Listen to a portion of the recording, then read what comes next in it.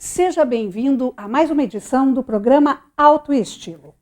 Hoje a gente tem, como sempre, convidados muito especiais. Vou bater um papo com o médico cirurgião plástico Ivan Folquito para saber o que tem de novidades para cuidar da autoestima e da saúde das pessoas. E tem também um bate-papo com a vice-prefeita Elizabeth Schmidt, que vai contar para a gente aí sobre essa decisão dela em disputar a eleição municipal, fazendo história, já que é a primeira vez que nós vamos ter uma mulher disputando o cargo. Eu, se fosse você, não saía daí. É só um minuto e eu já volto.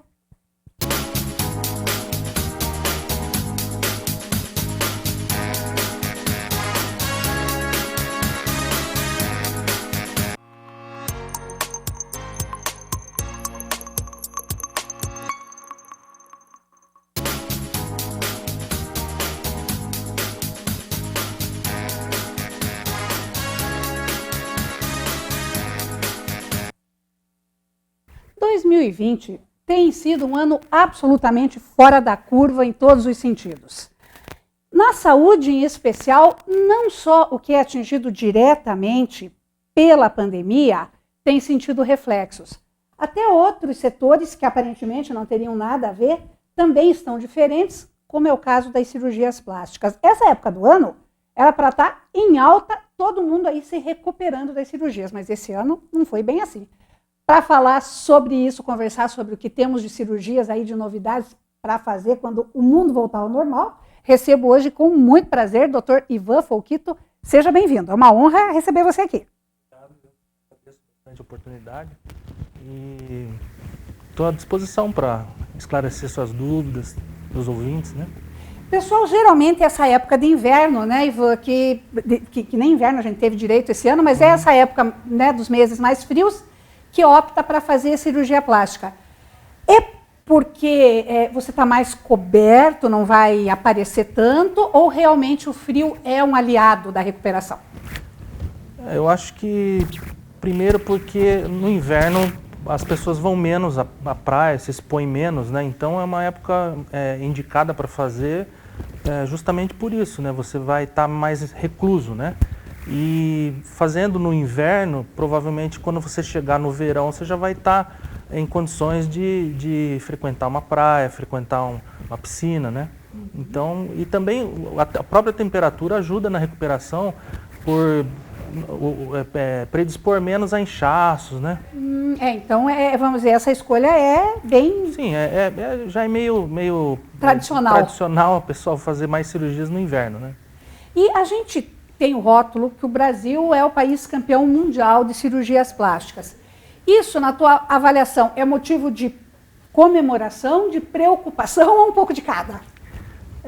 Eu acho que é mais de comemoração, porque a gente sempre fica, a nossa população é bem menor que a dos Estados Unidos, mas a gente sempre fica brigando com os Estados Unidos para ver, não com essa intenção, mas fica sempre disputando para ver quem faz mais plásticas, né? Então, geralmente é os Estados Unidos em primeiro, o Brasil em segundo, no outro ano muda um pouco, mas fica sempre em primeiro ou segundo lugar, né?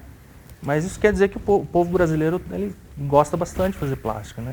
E a qualidade da cirurgia plástica brasileira é muito reconhecida também, né? Porque vem muita gente de fora, né? Sim, graças aos médicos mais antigos, como era o caso do Dr. Pitangui e tal, que lançou o nome da cirurgia plástica brasileira a nível mundial, né? Então, a cirurgia plástica aqui é muito reconhecida mundialmente, né? E aqui na tua experiência em Ponta Grossa, né, que você tem observado esse tempo que você está aqui, está reduzindo cada vez mais a idade que o pessoal vai procurar a plástica? Eu acho que sim, porque antes a gente tinha um limite assim para começar a fazer cirurgias plásticas, né? Não é que hoje não tenha, mas a procura está sendo maior em pessoas de idade mais precoce, né? Então, acho que a insatisfação e leva a uma procura maior, né? E as técnicas de cirurgia, né, o período de recuperação, etc., avançou bastante? Quer dizer, hoje é mais fácil, entre aspas, é mais tranquilo para você fazer uma cirurgia? Eu acredito que seja. Existem uns trabalhos mostrando que você começar a se movimentar precocemente, começar a fazer drenagens precocemente, ajuda na recuperação. Então, eu acho que tem favorecido uma recuperação mais rápida, né? E as mulheres ainda são as campeãs da procura? Na nossa cultura, sim. Né? Tem bastante procura já do sexo masculino, mas a mulher é campeã, né? E o que a mulherada está mais insatisfeita? O que mais elas vão em busca? Bastante coisa. Bastante coisa, de tudo um pouco, o pacote completo. Mas assim, a gente tem feito assim, bastante cirurgia combinada, né? Então, dificilmente a paciente vai para fazer uma cirurgia só. Então, na medida do possível, né, que não aumente muito o risco, elas procuram fazer prótese de mama junto com uma lipo, né? Então, na medida do possível, a gente consegue combinar algumas cirurgias sem elevar muito o risco, né? Mas à medida que você acrescenta cirurgias, acrescenta regiões para serem operadas, aumenta o tempo anestésico, isso aumenta o risco também. Então, o médico tem que ter muito bom senso para não deixar a critério do paciente, muitas vezes, porque senão o risco fica muito aumentado, né? Daí você perde o sentido da cirurgia plástica, né? E quando você fala em bom senso do médico, eu acredito que tem que ser o mais presente, porque às vezes eu imagino que tenha pacientes que não têm bom senso nenhum, né? Porque tem alguns milagres impossíveis, né? Sim, a gente tem que ser meio cuidadoso, né, com o paciente, alertar para alguns riscos, né? Porque muitas vezes você deixa a critério do paciente, ele quer fazer tudo, né? Mas não pode ser muito a critério dele, porque senão ele não tem noção dos riscos, né? Quem tem que ter a noção e passar para ele é o cirurgião, né? Então a gente fica limitado a aumentar esse risco demais, né? E a própria expectativa de resultados?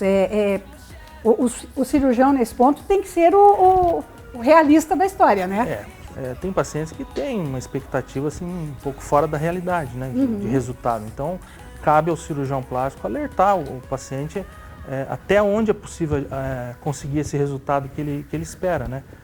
Muitas vezes a gente fica limitado tecnicamente, né, dependendo do tipo físico do paciente, nem sempre a gente pode alcançar esse resultado que o paciente espera. Então, cabe ao cirurgião, antes da cirurgia, alertar sobre isso daí, né? Para o paciente não ir para um procedimento cirúrgico com uma expectativa fora da realidade, né? Não, senão todo mundo vai querer sair de lá com a cara da Angelina Jolie, né? Vai ser... mais ou menos. E aí, quando que é a hora da pessoa procurar a cirurgia plástica, Eva? Quando que realmente, assim, porque a gente sabe que tem uma série de procedimentos estéticos não invasivos que estão evoluindo bastante e que dão o famoso quebra-galho ali, né? Dá uma amenizada. Mas quando que é a hora da pessoa realmente ir para a cirurgia? Olha, a pessoa, o melhor avaliador para cada um é o próprio espelho, né? Então, à medida que a pessoa se sentir incomodada com aquele problema dela ou com o que ela está vendo no espelho, ela pode procurar ajuda, né? Para ver quais os tratamentos, quais as cirurgias que existem para aquele problema, né? Qual o resultado que ela pode obter. Então, o melhor avaliador mesmo é a pessoa com o próprio espelho, né? Se ela se sentir incomodada, ela procura o cirurgião. Se ela achar que está tudo bem, então o importante é ela estar satisfeita, né? E existe o risco do exagero, de pessoas que caem aí meio numa compulsão de cirurgia plástica? Tem pacientes que têm um pouco de exagero nessa procura, né, de cirurgia plástica. Então, às vezes a gente também encaminha para fazer uma avaliação psicológica, para ver se não tem tem um problema que chama dismorfofobia, né, que a paciente olha no espelho, por mais que a gente olhe que não tenha nada de errado, ela enxerga alguma coisa errada, né? Então, cabe ao médico também fazer essa avaliação, se a paciente tem condições psicológicas para fazer uma cirurgia, senão pode ser desastroso, né? Porque ela não vai conseguir muitas vezes alcançar o resultado que ela esperava e depois pode ser muito frustrante para ela, né? E uma coisa curiosa, né, que até um tempo atrás, né, eu lembro quando eu era criança, assim, que eventualmente quem fazia cirurgia plástica escondia que tinha feito, né? Nossa, nem pensar, era uma coisa assim, até tinha um certo preconceito, né? E hoje não, hoje as pessoas elas assumem que fazem e gostam de fazer, né? É que eu acho que ficou muito comum, né? Então, não tem mais por que esconder, né? Antes, a cirurgia plástica no começo era para paciente muito rico, né? Era preço absurdo. Tinha época, teve uma época que meus professores antigos cobravam até em dólar tudo, né? Por causa da inflação, tudo. Mas hoje ela já está acessível a todo mundo, né?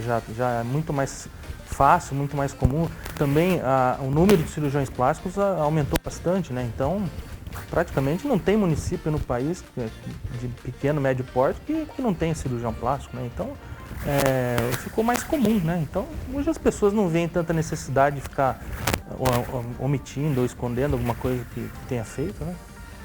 Felizmente, né? Vamos ser felizes. Né? E me conta, quais são os principais procedimentos? Quer dizer, o que dá para consertar com a cirurgia plástica? Da testa ao dedão do pé, o que quiser. Os mais comuns, né, são as cirurgias, a primeira, assim, mais comum, geralmente é prótese de mama. Né? Depois vem lipoaspiração, aí vem abdômen, outras cirurgias. Mas para cada região do corpo que existe um problema, praticamente a gente tem uma solução, né? Uma cirurgia para ofertar para o paciente para tentar resolver determinado problema. Né? Então, cirurgia de rosto, né? De face, ruga, né? Orelha de abano, pálpebra, nariz, cervical, região cervical, mama, tórax, abdômen, coxa, praticamente toda a região você consegue fazer alguma coisa para modificar e melhorar, né? Então, quer dizer, se alguém está se sentindo descontente, não tem mal sem remédio. Alguma coisa dá para fazer. Alguma solução é possível. Sim. Às vezes vai para cirurgia, às vezes é um procedimento mais assim ambulatorial, alguma coisa mais para dar uma melhorada, né? E a questão, por exemplo, tem muita diferença entre a cirurgia estética, a cirurgia plástica estética e a de reconstrução, por exemplo, ou elas são mais ou menos a mesma coisa? Eu acho que elas se complementam, né? A cirurgia reconstrutiva, né, ou reparadora que a gente chama, vai servir com o mesmo propósito numa cirurgia estética, que é devolver a normalidade para o paciente, né, e devolver a autoestima, né? Então, a reparadora, por exemplo, a gente pega um paciente que teve uma queimadura, né, que ficou com uma cicatriz feia, consegue dar uma ajeitada, tal, para melhorar a autoestima do paciente, né? Acho que no fim das contas, o que importa mesmo na cirurgia não é ser estético ou ser reparador, é você conseguir melhorar a autoestima do paciente, né? E nesse sentido, felizmente, né, as pessoas têm conseguido, né, se livrar desses estigmas, né? Você imagina assim, antes de existir a cirurgia plástica, né, a pessoa nascia com o nariz grande, nascia com uma orelha de abano, nascia com a mama gigante, ela ia ter que se conformar com aquilo, ia ter que morrer com aquilo, né? E depois foi desenvolvida a cirurgia plástica e isso veio a ajudar essas pessoas, né? Elas não têm mais que carregar esse estigma até o fim da vida, né? Existe solução para essas coisas, né? E para quem está pensando em fazer uma cirurgia plástica, que está em casa aí assistindo a gente, quais são os principais assim, conselhos, dicas que você dá para a pessoa? O que ela tem que estar mais ou menos preparada para a hora de ir para o médico? Agora, com o problema da pandemia, ficou um pouco mais restrito, né, os pacientes que podem fazer cirurgia plástica.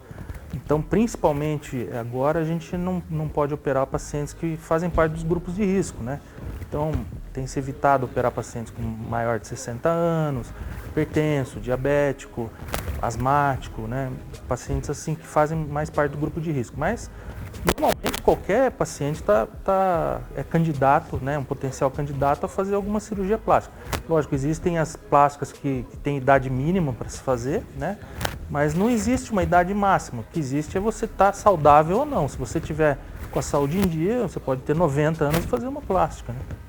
E aí o próprio cirurgião é que vai ali ver a questão dos exames, de avaliações que são necessárias. Exatamente. Então, tá certo. Foi um prazer conversar com você.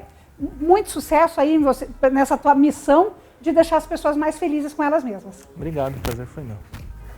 E você é um minuto só e a gente já volta para um bate-papo com a vice-prefeita Elizabeth Schmidt. Não sai daí.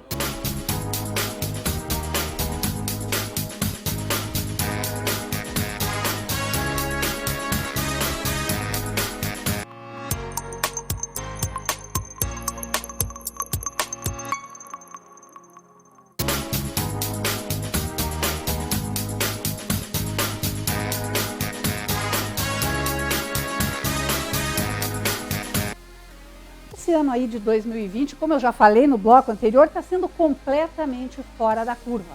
É um ano em que já aconteceu de tudo que a gente nunca poderia imaginar. E isso acabou alterando, mudando muitas rotinas, mas tem algumas que não podem ser mudadas. E uma delas é a realização da eleição municipal. Esse ano, só muda a data, claro, em 15 de novembro, o pessoal vai às urnas para escolher prefeito e vice e vereadores nas suas cidades. Quer dizer, a eleição que mais mexe com o povo. E a gente, claro, nessa oportunidade, nessa responsabilidade que tem, a gente quer mostrar os pré-candidatos e ver o que eles têm para a cidade e ver um pouquinho da história deles. E hoje eu tenho o prazer de receber a nossa vice-prefeita, que é pré-candidata a prefeita de Ponta Grossa, Elizabeth Schmidt. Elizabeth, seja bem-vinda, é um prazer. Muito obrigada pela receptividade, pela oportunidade de estar aqui com você, em alto estilo no seu programa. Quantas e quantas vezes eu tive essa oportunidade e agora não ia ser diferente. Agradeço. Não, e assim, me sinto muito honrada, muito lisonjeada, porque é uma candidata que já estreou cumprindo promessas, porque ela, quando eu perguntei aí ano passado, você vai ser candidata? Se eu resolver, o teu programa vai ser o primeiro. E tá aqui. E está sendo. E está sendo o primeiro programa. Eu me sinto muito honrada com essa troca de prestígio feminino. Também estou começando com uma pré-candidata. Obrigada. E uma mulher que já fez história, né, Elizabeth? Foi a primeira vez que uma mulher assumiu como prefeita. Como é que foi para você essa experiência de ser a primeira vice da história e a primeira a assumir a prefeitura? Pois então, eu sempre estive envolvida e comprometida com muitas questões da nossa cidade. Fui secretária por muitas vezes, por 8 anos, secretária de Cultura e Turismo, secretária de Administração, secretária de Recursos Humanos. E acho que essa caminhada me levou, de repente, a estar como candidata a vice-prefeita. Vencemos as eleições e aí penso que pela primeira vez, realmente, a representatividade feminina está no Executivo Municipal, né? Então, se Ponta Grossa é feminina, 53% dos eleitores são mulheres. Nós temos na administração, eu me sinto assim muito honrada e orgulhosa em ter 4 secretárias mulheres em pastas importantíssimas, né? Temos uma vereadora somente, espero que essa representatividade feminina aumente neste ano. Mas eu penso que a voz feminina está na Prefeitura Municipal de Ponta Grossa, com todo o respeito que o prefeito Marcelo Rangel nos concede, com muitas vozes, porque a maioria dos profissionais, dos servidores municipais são mulheres. É muita gente, então nós somos uma voz forte dentro da prefeitura. E eu me sinto junto com elas, né, representando a população de Ponta Grossa, que é um grande desafio, porque você corresponder à demanda, às expectativas de mais de 350 mil pessoas é uma honra enorme e é uma grande oportunidade de estar lá representando as mulheres, porque eu sempre digo uma coisa, as políticas públicas elas só existem porque as mulheres exigem a melhor educação, a melhor saúde, a melhor segurança, a melhor tudo para os nossos queridos, né? Então as políticas públicas existem porque nós existimos e nós cumprimos com a nossa função, com esse amor, esse respeito, esse modo de ser, esse modo de ouvir as pessoas que é diferenciado, né, para todas nós. E a mulher, isso é uma opinião minha, né? Mas a mulher, eu acho que ela se fortalece justamente no exercício da diferença do modo de ser. Não na diferença de oportunidades, óbvio, mas a diferença da mulher, eu acho que é um diferencial positivo, né? Eu penso assim que nós conquistamos espaços, a história nos mostra isso, muitas oportunidades surgiram para que as mulheres lá antigamente abrissem espaços e abrissem caminhos para nós estarmos aqui. Então, na área da política, por exemplo, o que é importante é se entender o seguinte, que a mulher na política é como o homem na política. Ela precisa ser eficiente. Em todo o nosso trabalho, em qualquer trabalho, a mulher precisa ser eficiente. E não é ser política só por ser mulher ou coisa parecida. Mas não, sim pela competência, porque eu penso sempre que competência não se mede pelo gênero, né? Então, o que interessa é o nosso jeito de ser, que é diferenciado.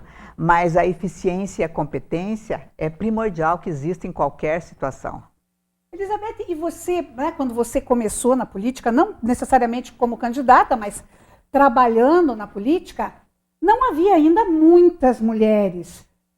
Você sentiu algum tipo de preconceito, de discriminação? Como é que foi lidar com esse universo tão masculino? Eu penso que cada pessoa tem um jeito de ser. E a personalidade de cada uma é que faz essa diferença. Eu nunca me senti discriminada, a não ser protegida. Entendeu? Os homens querem assim me proteger, querem fazer com que eu não sofra alguma coisa. E eu digo assim, não, eu tenho que saber de tudo, não precisam me poupar. Eles querem poupar a gente de determinadas questões que são mais pesadas, que são mais difíceis. E eu sempre digo, não quero que me poupem de nada. Porque eu sempre encarei qualquer tipo de problema e de situação de frente. Você não pode se esconder das situações, você tem que enfrentar as situações, né? De forma especial, quando os problemas são crônicos, são difíceis, são extraordinários, nós precisamos ter soluções também extraordinárias. E isso faz parte da personalidade de cada pessoa. Então, eu sempre me coloquei nas situações. Eu não esperei que me chamassem para eu ir, entende? Então faz parte do meu jeito de ser, né? E como é que foi isso em casa, por exemplo, essa proteção que você diz? Marido, filho homem, né? Mesmo filha mulher. São 3 filhos, né, Elizabeth? Uma filha e 2 filhos, né? Isso. E aí, e mais o marido, e mais pai. Então, essa proteção... Ela também existe bastante, existe essa proteção, eles querem me proteger, eles querem me poupar das coisas. Inclusive, agora para ser candidata, na verdade, houve uma resistência muito grande dentro de casa e o que mais me chamou a atenção foi uma frase que eles disseram assim, mãe, nós não queremos que você sofra. Exatamente. Entendeu? E a gente sofre. Aí eu disse assim, não, filhos, eu sei sofrer. Eu sei sofrer na hora certa, porque eu não sofro nem antes e nem depois. Eu sofro no momento que é necessário do sofrimento, entendeu? E aí foi com muitas conversas tal que a gente conseguiu chegar a um bom termo de eu ser a candidata agora. Mas enquanto vice-prefeita, também já teve os meus netos, a preocupação, vó, você não vai ser porque vão falar mal de você. E eu disse assim, ó, se falarem mal de mim, disserem que eu sou corrupta, que eu sou ladrona, traidora, infiel, tal, você brigue e me defenda, porque é mentira. Porque eu nunca vou envergonhar vocês. Nunca vou envergonhar vocês. Aí todo mundo pensa, então tá certo, ela tem que ser uma pessoa forte mesmo para enfrentar tudo isso, e ela tem estrutura para isso, e então que vá. Então estou aí na caminhada. Agora, ser vice-prefeita, assumir a prefeitura por mais de 100 dias, por ocasião dos afastamentos do prefeito Marcelo Rangel, para mim, olha, foi assim algo que você me perguntou e eu não respondi a princípio, mas é extraordinário, porque você recebe pessoas que você consegue ouvir o inaudível, você consegue saber o que é que elas estão precisando, e daí você consegue algo que você assina um documento, que você tem a certeza e a consciência de que você está mudando a vida de milhares de pessoas. Isso é extraordinário, sabe? Porque você vê que você está fazendo a diferença na vida das pessoas e que você pode fazer isso. Então, outro preconceito que sempre dizem, né? Ah, política é ruim, não é coisa de mulher, não se meta em política. Não é coisa de gente séria. Não é coisa de gente séria. Então, eu sempre respondo que política é coisa de mulher, sim, porque a nossa vida toda é movida pela política, né? É de gente séria que não pode ser omissa, não pode se calar, não pode se silenciar, tem que se posicionar e fazer aquilo que pode fazer, né? Então, ser vice-prefeita foi isso para mim, eu realizar aquilo que para mim me honra, porque pode ser que tenham pessoas que tenham vergonha de ser políticos. Eu não tenho vergonha, porque eu sei da minha condição de estar podendo fazer o melhor para mudar a vida das pessoas e fazendo com que a minha cidade se torne melhor. Olha o perfil da nossa cidade, Ana Cláudia. O perfil nesses últimos 8 anos é uma outra cidade onde nós vivemos. Só não enxerga quem não quer. Claro que problemas nós temos inúmeros, problemas crônicos continuam existindo na cidade, mas muitos foram solucionados, né? Por exemplo, o lixão do Botuquara. Era um problema de quantos e quantos anos, mais de 40, 50 anos nós tínhamos esse problema. Solucionado. E isso mudou para quem? Para uma comunidade inteira, né? Então é empolgante ser política e ter a sensação de estar com o dever cumprido, de estar realizada sendo política e nunca envergonhada. Entendeu? Não é um trabalho, não é uma carreira, não é uma profissão, mas sim uma missão para mim. Não, e esse entusiasmo que você tem com essa determinação, não ia ter mesmo família que segurasse, né? Não ia ter jeito, você ia convencer todo mundo, né? Eu até a princípio, eu concordei com eles, tal, mas aí a providência divina faz as coisas acontecerem e de repente sou eu a candidata da posição aí e vamos em frente. E essa candidatura... A pré-candidata, né? Essa pré-candidatura em se confirmando, você sendo a candidata de situação, ela vem carregada de muitos ônus e de muitos bônus, né? Ela é um equilíbrio complicado, né, Elizabeth? Com certeza, absoluta. Nós teremos ainda a convenção partidária do PSD e do PSDB, onde nós iremos confirmar, com certeza, eu acredito, o Felipe Passos enquanto vice-prefeito e eu enquanto prefeita, né, como candidatos, porque por enquanto nós só somos pré-candidatos. Então, eu penso assim que tudo pode acontecer na política, porque eu também conheço esse mecanismo todo e eu sei como as coisas funcionam. Então, a partir do momento que a convenção acontecer, aí sim nós estaremos candidatos.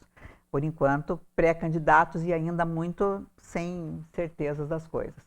E é claro que a governabilidade, depois de ser eleito, é que vai nos mostrar os ônus e os bônus.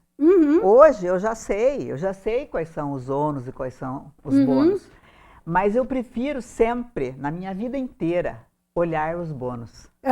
Olhar a parte boa, olhar aquilo que você pode realmente transformar na sua cidade, o que você pode fazer para ela ser diferente, né? E então... Os ônus são complicados, são difíceis, mas eu prefiro que os outros enxerguem. Que deem conta disso.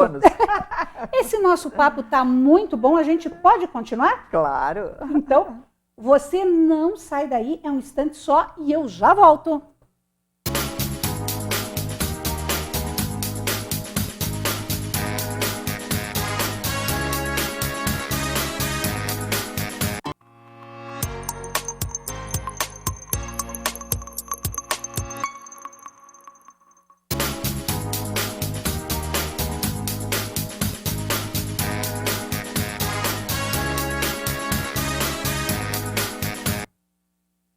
E a gente continua aqui o nosso bate-papo com Elizabeth Schmidt, a vice-prefeita, pré-candidata a prefeita de Ponta Grossa pelo PSD. Isso.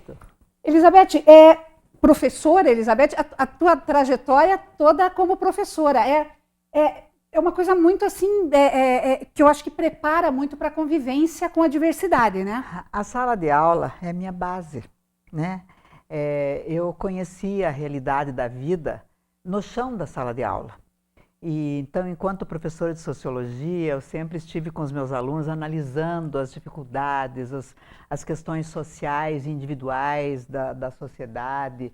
E foi por isso mesmo que eu, de repente, estava envolvida em partidos políticos, porque eu sempre penso que nós estamos fazendo política a todo instante e a toda hora. A política partidária é algo diferente. Algo diferente que tem um rótulo muito ruim, né, de que é ruim a política partidária. Mas existem métodos, existem pessoas, existem situações ruins em toda e qualquer situação, não só na política partidária. E então eu me vi envolvida nisso e aí, de repente, eu tenho essa trajetória, essa caminhada na vida política que eu penso assim que me engrandece bastante, né? Eu me sinto feliz, me sinto realizada nessa área. E a educação é a base de transformação de qualquer vida, né? Então, nós temos um papel essencial, enquanto política educacional, de fazer com que as pessoas sejam realmente construídas, lapidadas e colocadas na sociedade para transformar essa sociedade através das políticas públicas da educação. Então, eu, enquanto professora, eu vejo a importância da educação em tempo integral, por exemplo, que nós vamos precisar consolidar, que houve um início, né, de implantação e que nós precisamos consolidar futuramente. Essa educação em tempo integral, às vezes, ela é encarada de uma forma diferenciada, que ela não é. Tem pessoas que pensam que a nossa educação é um contraturno social. Contraturno é outra história. Contraturno é você dar aula de manhã, por exemplo, e fazer atividades extras à tarde. No nosso caso, é educação em tempo integral. O currículo é estendido. É mais português, é mais matemática, é mais história, geografia e ciências, permeadas por outras atividades. Entendeu? Então, o currículo é estendido. Essa história que as pessoas dizem assim, os pais têm que escolher o que é melhor, ficar de manhã ou ficar de tarde, isso não pode acontecer, não dá para acontecer, porque as coisas acontecem assim, unidas, juntas. E o nosso currículo, então, ele é um currículo diferenciado, a exemplo de escolas internacionais. Né? É muito difícil implantar a educação em tempo integral em qualquer cidade do mundo. No Brasil também é. E nós estamos com quase todas elas já, nesse sentido, consolidadas praticamente, né? Então, para você ter uma ideia, a meta em nível federal, a meta do Plano Nacional de Educação é que se atinja até 2024 50% de atendimento de crianças com 4 anos de idade. Qual é a nossa meta atingida hoje? 100%. 100%? 100% em 2020. A meta nacional é 2024. A outra meta, a meta 6, que é fazer com que as escolas tenham ensino de tempo integral, 50% das escolas até 2024. Essa é a meta, em nível nacional. Em Ponta Grossa, nós temos 75% já, com a meta de atingir os 100% em 2023. Então, nós estamos adiantados no que se refere a isso, né?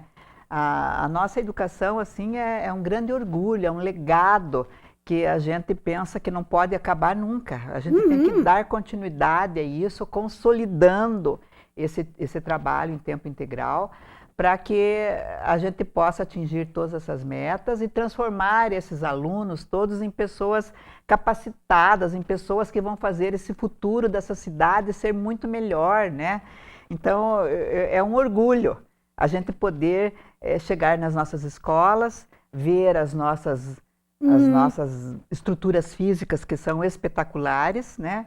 Ver a nossa questão pedagógica, os nossos referenciais curriculares que nós temos desta grossura para ensino fundamental e para educação infantil, ver que a qualificação profissional dos nossos profissionais da educação são muito importantíssimos, porque eles são os protagonistas que vão desenvolver os referenciais curriculares, que desenvolvem os referenciais curriculares.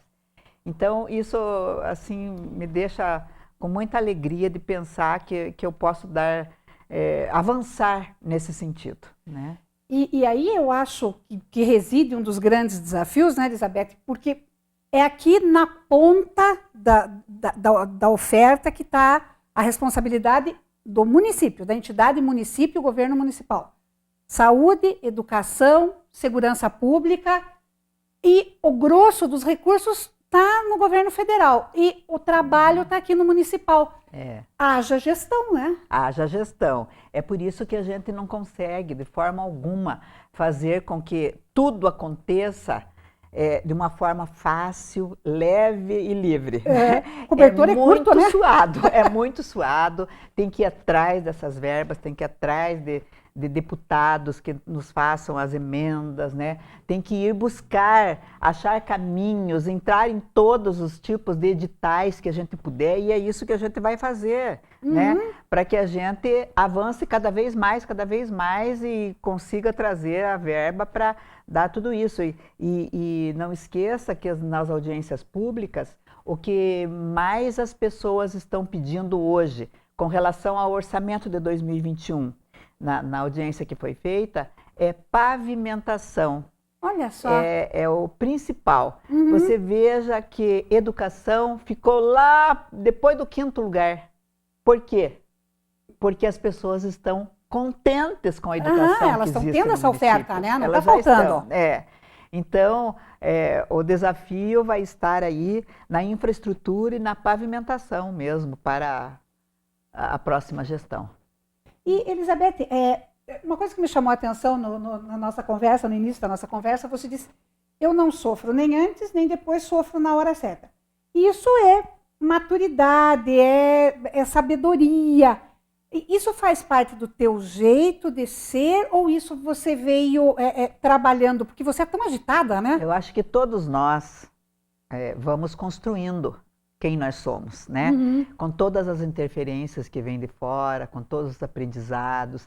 Tem pessoas que aprendem muito fácil a ser sensata, a ser ponderada, porque eu, por exemplo, eu nunca explodi na minha vida, sabe? Eu sempre, eu sou do bom senso e do consenso.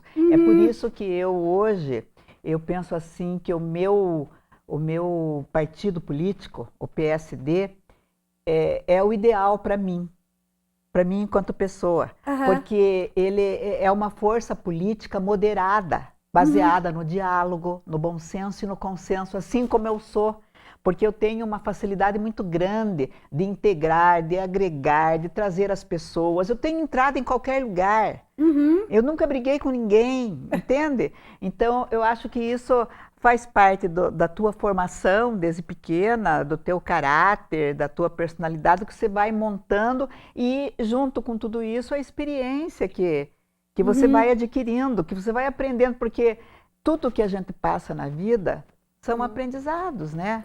E eu sou essa pessoa que vocês veem aqui. Eu nunca tenho carta na manga, porque eu sempre digo aquilo que eu penso, a hora que eu penso, como eu penso. Às vezes são questões assim bem difíceis, problemáticas, mas eu digo olhando no olho e com calma, com tranquilidade, com serenidade, para eu chegar no resultado junto com as pessoas. Não vou ser eu que vou decidir isso, aquilo e aquele outro nas questões. Eu penso sempre que eu preciso dividir essa responsabilidade com muitas pessoas. Então, eu sou da gestão compartilhada. da gestão colegiada. E eu, com a experiência que eu tenho, que você me conhece, e muita gente aqui me conhece, eu sei fazer gestão pública. E eu tenho plena consciência que a Prefeitura Municipal de Ponta Grossa não é uma empresa. Não é uma empresa. Nós não podemos fazer gestão empresarial dentro da Prefeitura. A gestão é pública. E eu conheço muito disso. Vou ter uma alegria muito grande em ser prefeita dessa cidade um dia. E, quer dizer, então, aí você já acabou de me contar, me antecipar a pergunta, né, se você se sente preparada para esse desafio, que é ser prefeita de Ponta Grossa. Nessa aí você já respondeu. Aí eu te pergunto, com essa serenidade, com esse bom senso, você está preparada para a campanha eleitoral? Porque campanha eleitoral, a gente sabe que é pedreira, né? Eu estou preparada para tudo o que vier na minha vida. Eu sempre enfrentei as questões sempre no olho e de frente. Mas eu sempre penso, bem que podia não existir campanha eleitoral, né? Bem que podia não existir. Mas existe, então nós vamos caminhar aí, fazer essa caminhada. Mas eu acredito que o que interessa para mim é eu estar fortalecida com um grande grupo. Eu tenho um grupo. Eu tenho um grupo de pessoas que eu tenho certeza que estarão comigo. Maior grupo do que o prefeito Marcelo Rangel, toda a equipe nossa de secretariado, o governador Ratinho, o nosso vice-governador Darcy Piana, o nosso deputado federal e secretário Sandro Alex, e toda essa equipe que está junto com eles, eu penso assim que eu me sinto fortalecida, né, para enfrentar essas questões todas que estão por vir aí. Então, nos resta agradecer demais a tua entrevista, foi um prazer conversar com você, como eu digo, uma honra, como já falei, uma honra ter, né, a oportunidade aí dessa primeira entrevista, e muito sucesso para você, uma boa campanha, a gente torce para que seja uma campanha de propostas aqui na nossa cidade. Com certeza, aguardem que as minhas propostas são sensacionais. Nós vamos conversar de novo aí antes da eleição, com certeza. Obrigada. Obrigada a você. Um abraço.